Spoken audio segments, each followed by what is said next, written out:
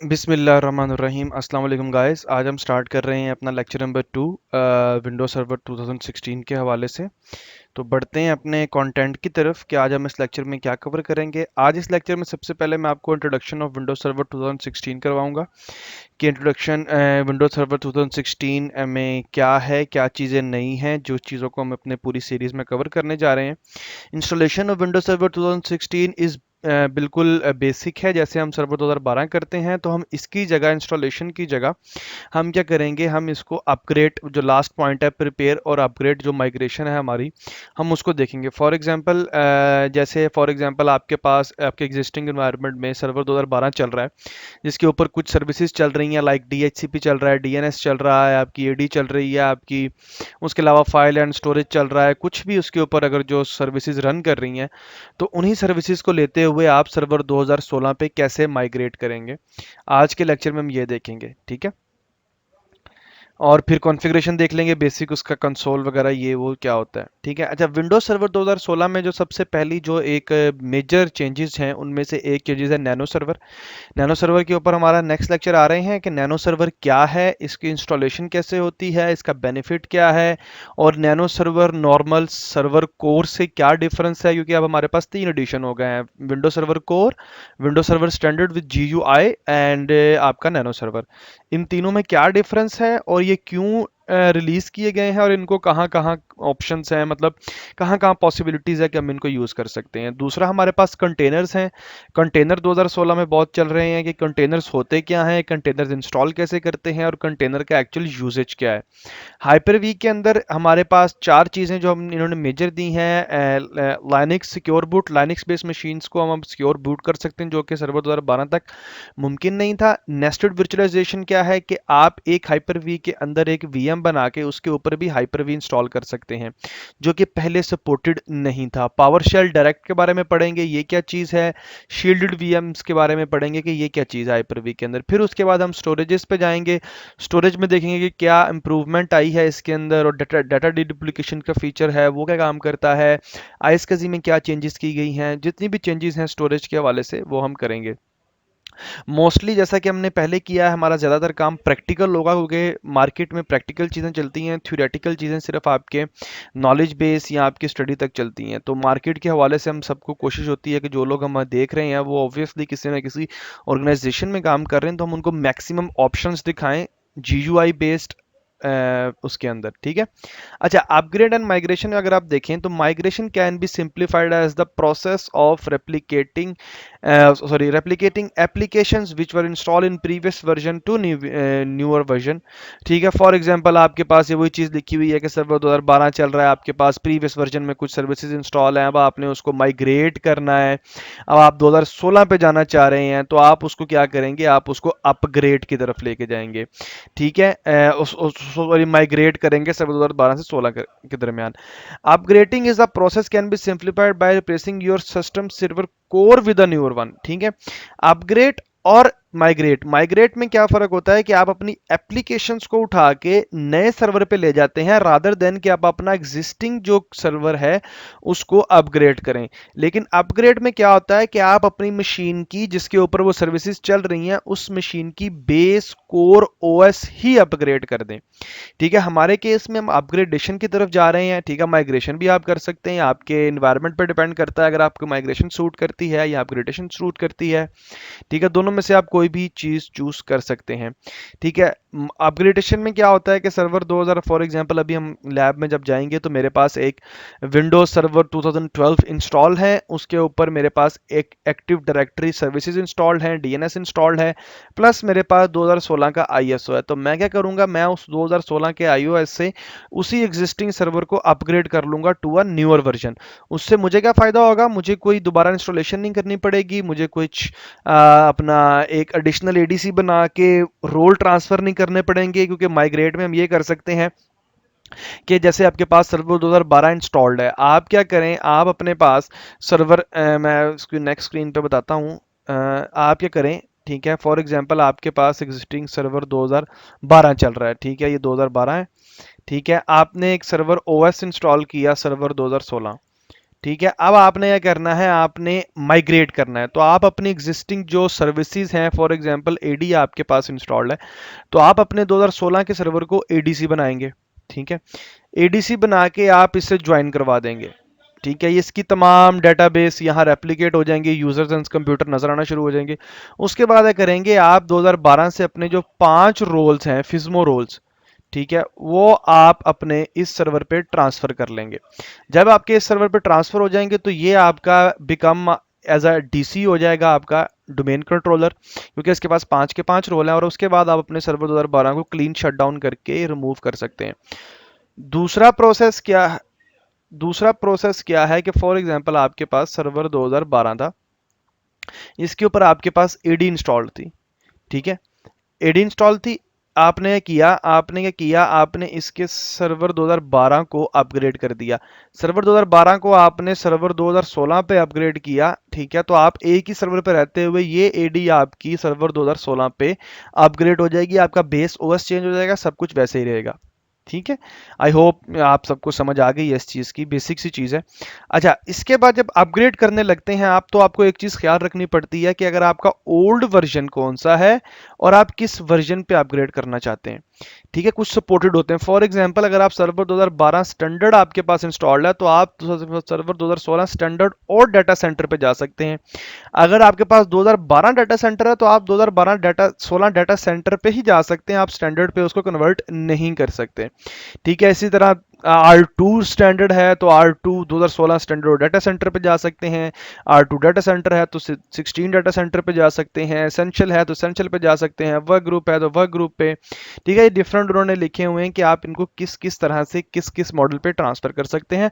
तो आप अपना इन्वायरमेंट देखें, आपके एग्जिस्टिंग इन्वायरमेंट में कौन सा सर्वर इंस्टॉल्ड है, और फिर कंपेटिबिलिटी देखें कि आपने किस सर्वर पे जाना है। मोस्ट प्रोबेबली आप सेम पे जाएंगे, आप उससे हायर पे जा सकते हैं, उससे लोअर पे नहीं जा सकते। फॉर एग्जांपल अगर आप डाटा सेंटर यूज कर रहे हैं, ठीक है, तो आप 2016 डाटा सेंटर पे ही जा सकते हैं, आप 2016 स्टैंडर्ड पे नहीं जा सकते। आपको मिनिमम अपना बेस लेवल वही वर्जन रखना होगा। ठीक है, तो चलते हैं अपनी लैब की तरफ क्विकली, और अब हम सारा लैब में काम करते हैं, हम इंस्टॉलेशन करते हैं, हम इसकी अपग्रेडेशन देखते हैं, हम एग्जिस्टिंग एनवायरनमेंट देखते हैं, सर्विसेज देखते हैं, सारी चीज़ों को हम लैब में देखते हैं। ओके, तो जैसे आप देख सकते हैं ये मेरे पास सर्वर 2012 है, और मैं इसके ऊपर अपना डोमेन के एडमिनिस्ट्रेटर से लॉगिन कर रहा हूँ। ठीक है, अच्छा, इसके ऊपर अब हम देख लेते हैं, हमारे पास फॉर एग्जांपल ये मेरा टिपिकल डोमेन कंट्रोलर है जो कि मेरे एनवायरनमेंट में चल रहा है। तो अब हम क्या करते हैं, सबसे पहले इसके मैं आपको सर्विसेज दिखा दूं। डोमेन कंट्रोलर पे मेरे पास क्या क्या इंस्टॉल्ड है। अच्छा, ये मेरा डोमेन कंट्रोलर है माई लैब डॉट लोकल। ठीक है, इसके ऊपर मेरे पास डिफरेंट कंप्यूटर्स, डोमेन कंट्रोलर जैसे देख सकते हैं, डिफरेंट यूज़र्स हैं।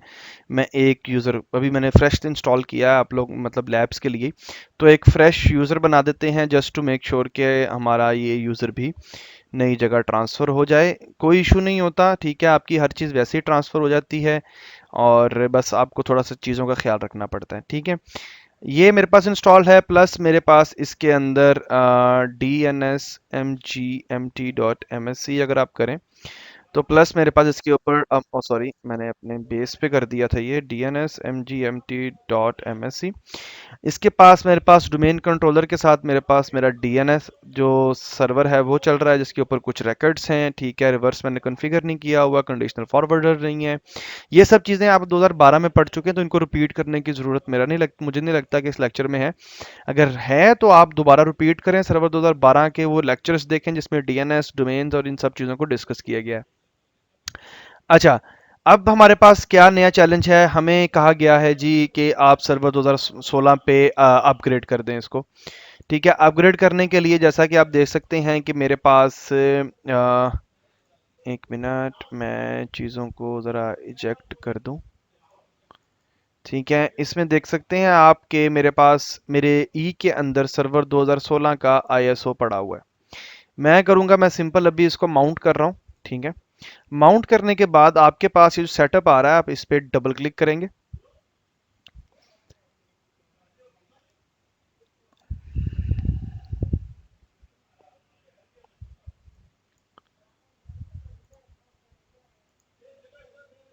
ठीक है, it will take some time, prepare करेगा, ये रीड करेगा आपकी एग्जिस्टिंग कॉन्फ़िगरेशन को, आपने क्या इंस्टॉल किया हुआ है, कौन सा सर्वर है, डाटा सेंटर है। तो जैसे ये प्रिपेयर कर देगा आपके पास डिफरेंट ऑप्शंस दिखा देगा। तो मैं अपनी वीडियो को पॉज करता हूँ, जैसे ही ये प्रिपेयर होता है तो हम इसको यहीं से कंटिन्यू करते हैं।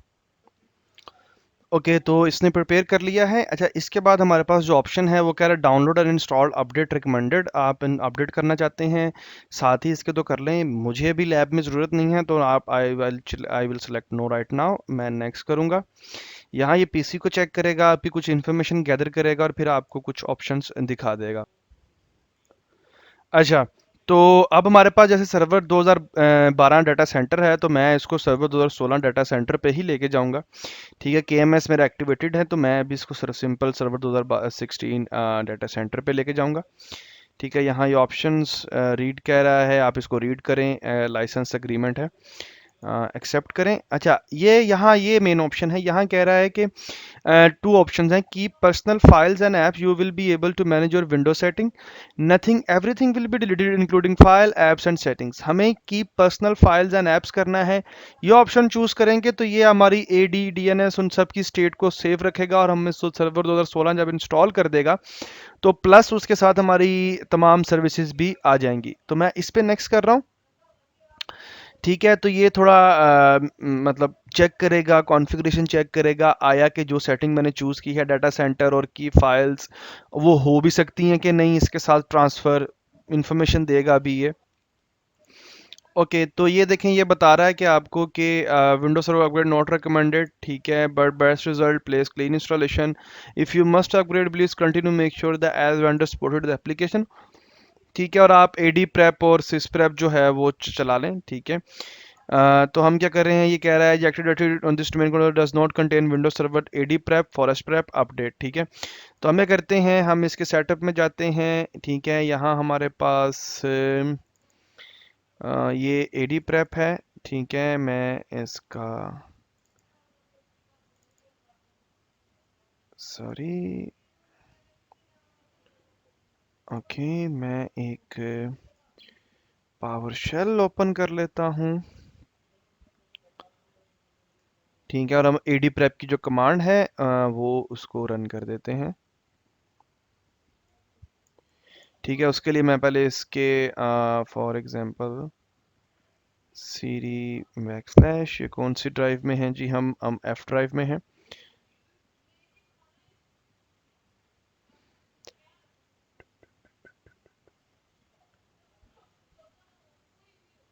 एफ ड्राइव में चलते हैं, एफ ड्राइव के अंदर हमारे पास सपोर्ट का फोल्डर है, उसके अंदर जाएंगे, एडी प्रेप के अंदर जाएंगे।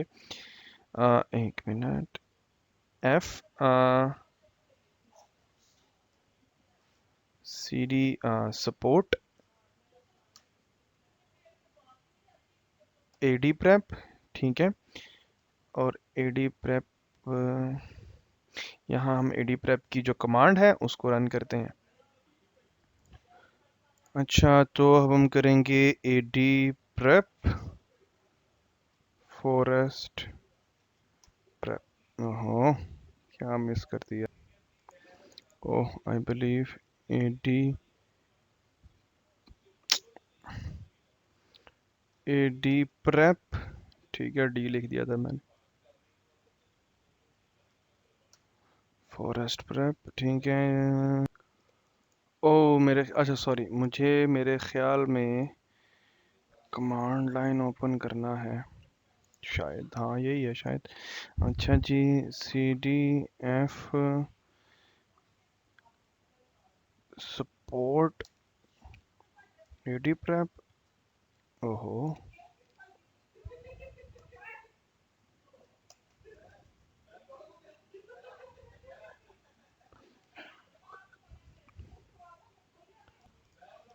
अच्छा, AD prep forward slash forest prep. ठीक है, गुड वार्निंग देगा आपको ये। ठीक है, और उसके बाद ये एडी प्रेप और फॉरेस्ट प्रेप को आपकी प्रिपेयर कर देगा। It will take some time. ठीक है, ये थोड़ा टाइम लेगा, मतलब डिपेंड करता है कि आपके क्या है, ठीक है। अब ये पूछेगा if the domain operation forest, ये आपसे वार्निंग दे रहा है, एंटर करें, ठीक है। अदरवाइज टाइप एनी की अनप्रेस एंटर टू क्विट, ठीक है। If the forest windows 2007 later you want to upgrade the schema confirm typing C and then press enter, ठीक है। तो हमें कंफर्म करना है कि हम इसका स्कीमा प्रिपेयर कर रहे हैं अपग्रेडेशंस के लिए, कि हम इसको अपग्रेड करने लगे हैं, तो अपने स्कीमा को अपग्रेड कर ले। ओल्ड स्कीमा इसका 69 था, न्यू स्कीमा इसका 87 हो जाएगा, ठीक है। तो अब ये इसको प्रिपेयर करेगा, इसको अपग्रेड करेगा, सर्वर 2016 के हिसाब से इसका स्कीमा अपग्रेड कर देगा, ठीक है। The command has been completed successfully, good. अब इसको क्या करते हैं, एक दफ़ा रिफ्रेश कर लेते हैं, ठीक है, और हम इसको कंफर्म करते हैं, ठीक है। रिफ्रेश के बाद ये कह रहा है कि अब आपका AD prep and domain prep, तो इसका मतलब हमें डोमेन प्रेप की भी कमांड चलानी पड़ेगी इसके ऊपर। तो हम क्या करते हैं, डोमेन प्रेप, ठीक है, सक्सेसफुली, ठीक है। अब इसको एक दफ़ा रिफ्रेश कर देते हैं। तो ये अभी making sure PC have enough space check कर रहा है, स्पेस अवेलेबल है कि नहीं, और आई होप के हो। ओके, तो अब हम देखते हैं, अच्छा ये तो एरर आ गया हमारे पास कि हमारे पास स्पेस अवेलेबल नहीं है, इसको इसके लिए 15 GB चाहिए। तो मैं एक अदर ड्राइव चूज़ करता हूँ, ठीक है। अपनी सॉरी, सेटअप मुझे शायद दोबारा चलाना पड़ेगा क्योंकि मैंने अभी एक ड्राइव ऐड की है। तो अभी सेटअप को हम दोबारा चलाते हैं, ठीक है। तो फिर हम, मैं मतलब मशीन को शट डाउन करता हूँ और मैं अपनी सी को इंक्रीज़ करता हूँ, ताकि हम इसको यहीं से उसी में हमारे पास 15 GB एटलीस्ट अवेलेबल हो और हमें कुछ और ना करना पड़े, ठीक है। ओके, तो मैंने अपनी विंडोज़ को सी ड्राइव अपग्रेड कर ली है और मेरे पास इनफ स्पेस है और मैंने रेडी टू इंस्टॉल है, change what to keep, okay, keep personal file, blah blah blah. आपने सिंपल इंस्टॉल पे क्लिक करना है। अब इसके बाद ये जो टाइम है ये थोड़ा टाइम लेगा और आपका पीसी कुछ 2-3 दफ़ा रिस्टार्ट होगा, और आपके जब फाइनली रिस्टार्ट हो जाएगा, आपकी जब फाइनल बूट अप लेगा ये, तो उसके बाद आपकी विंडोज सर्वर 2016 अप हो जाएगी और उसके साथ आपके तमाम सर्विसेज, एक्टिव डायरेक्टरी, डीएनएस जो भी इंस्टॉल किया हुआ है वो सब कुछ आपको उसी तरह मिल जाएगा। तो अभी मैं वीडियो को पॉज कर रहा हूँ, जैसे ही ये कंप्लीट होता है तो हम वापस आते हैं और देखते हैं कि हमारी एडी का क्या स्टेटस है, हमारे डीएनएस का क्या स्टेटस है और सर्वर 2016 का कंसोल और व्यू कैसा है। ओके, तो अभी मेरा ये सर्वर रीस्टार्ट होके वापस आ गया है। अब इसको लॉगिन करते हैं हम सिंपल, और देखते हैं कि हमारी जो अपग्रेडेशन है वो कंप्लीट हो गई है कि नहीं। अच्छा, तो looks like everything is good. अच्छा, इसका जो इंटरफेस है वो बिल्कुल आपको ऐसे ही फील होगा जैसे आप विंडोज़ 10 के ऊपर काम कर रहे हैं, क्योंकि तमाम ऑप्शंस देखें, ये मतलब जो विंडोज़ 10 के अंदर फीचर्स हैं हर चीज़ उसकी उसी तरह है, ठीक है।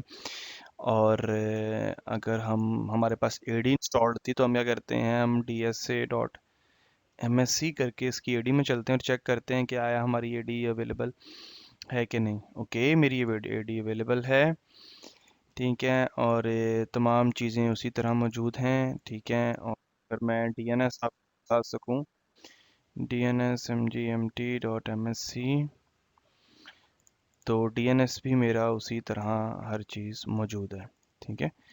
तो ये तो था हमारा अपग्रेडेशन का, कि हमने इसको अपग्रेडेशन कैसे करना है विंडोज सर्वर 2016 पे, और तमाम सर्विसेज को लेके हमने किस तरह चलना है, एवरी सेम, ठीक है। मैंने थोड़ा सा चेंजेस अगर हार्ड ड्राइव में किए होंगे तो किए होंगे, जो हमने रिसेंटली लैब में किए थे, ठीक है। हार्ड ड्राइव मैंने अपनी इंक्रीज़ की थी, बाकी हर चीज़ उसी तरह है। तो इंशाल्लाह ताला नेक्स्ट लेक्चर में हम नैनो सर्वर के बारे में पढ़ेंगे, नैनो सर्वर को इंस्टॉल करेंगे हाइपर वी के ऊपर और फिर उसके ऊपर काम करेंगे इंशाल्लाह, ठीक है। तो नेक्स्ट लेक्चर तक अपना ख्याल रखिए, अल्लाह हाफिज़।